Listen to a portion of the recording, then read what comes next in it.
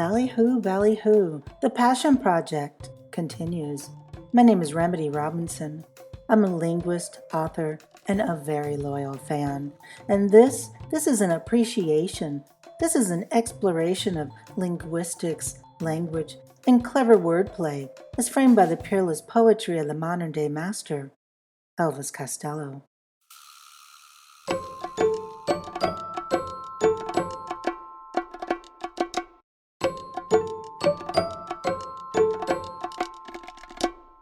Today's slow drag is with Mouth Almighty from Punch the Clock, released in 1983. The songwriting is credited to Elvis Costello. Mouth Almighty is a frenetic piece that petals in self-flagellating charm that laments the failings of others as seen through the narrator's own unbecoming behavior. It's complicated, sure, but that's what makes Elvis Costello a precious gem, and the slow drag the perfect tempo to explore the complicated shadows of his genius turns of phrases.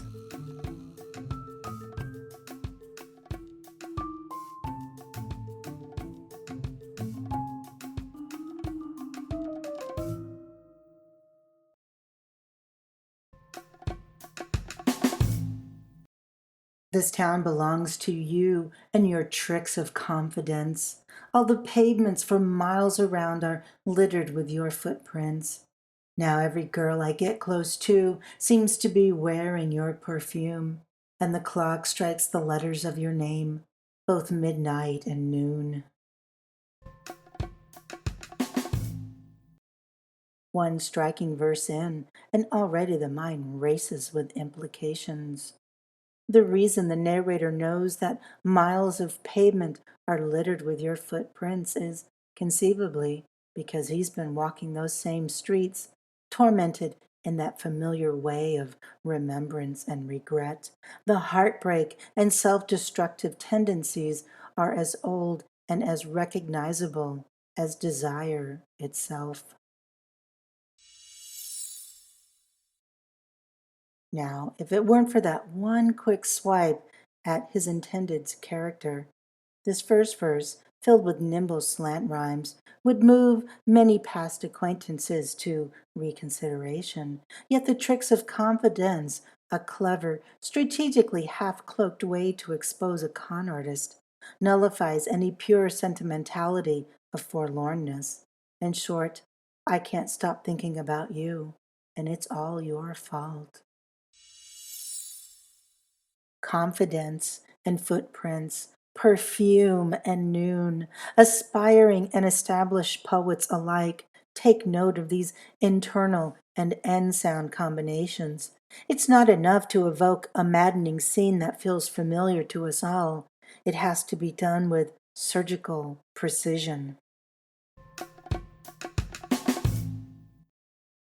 But I used to shoot my mouth off till you'd had enough of me once or twice nightly.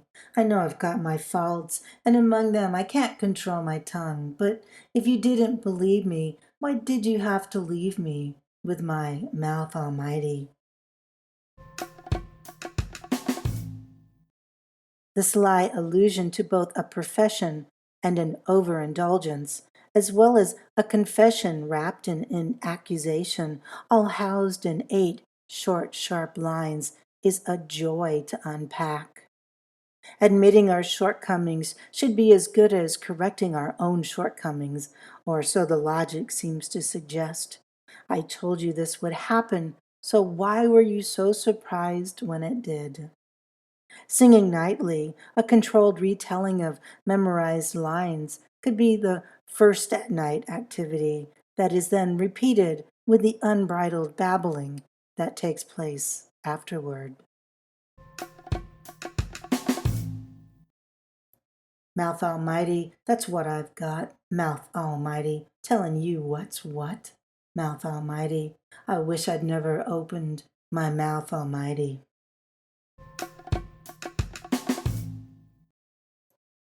That's what I've got, telling you what's what. There is an understated brilliance in these repeated words. It's not just a chorus that repeats, it's the internal wording that clashes and then smashes together to create a sound of its own off the back of an idiom that means to inform someone of true facts. That's what he's got, all right.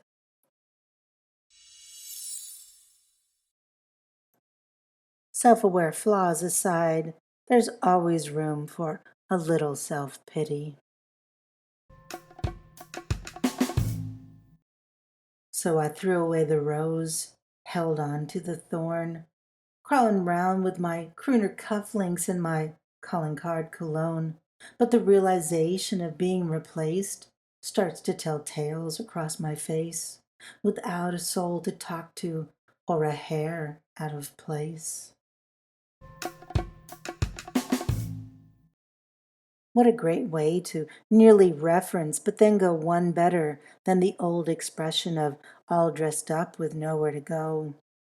Having made the wrong choice, feeling the pain, wandering the streets, haunted by the remnants of a busted relationship, only brings more words and stories to mind, dooming our narrator to hopefully repeating the same sequence of events the next time he opens his mouth almighty.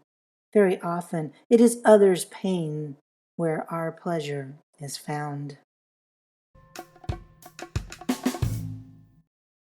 But I used to shoot my mouth off till you'd had enough of me once or twice nightly. I know I've got my faults, and among them I can't control my tongue. But if you didn't believe me, why did you have to leave me with my mouth almighty?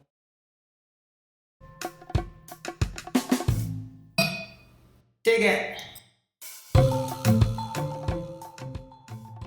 Again, this has been a slow drag with Mouth Almighty from 1983's Punch the Clock. It's a fun piece that proves why a slow drag can be so entertaining. Even at this tempo, it went by pretty fast. The striking wordplay that captures the complication of so many relationships is sparked by the nuanced self-loathing and the lashing out that runs throughout this ultimately harmless and cheerful sounding ditty. In a word, it's what's what.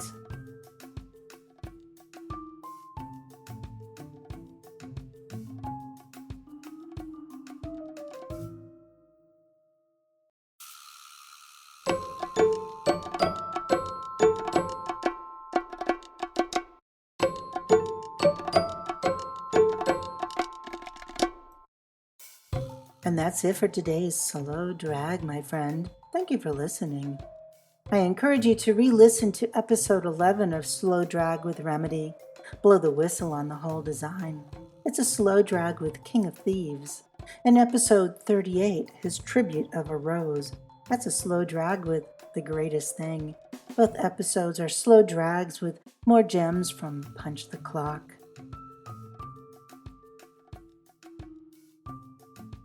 You can find us on Instagram. Simply search for my name, Remedy Robinson, or search for Slow Drag with Remedy. We're also on Twitter at Slow Drag Remedy. Give us a follow. Say hello. We follow back. It's a blissfully politics-free timeline that just gives us a little bit of a break.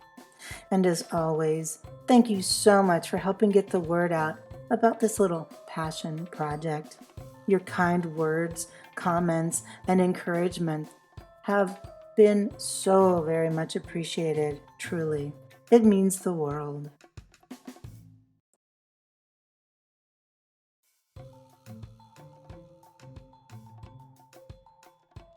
So, until next time, adieu, my little ballyhoo.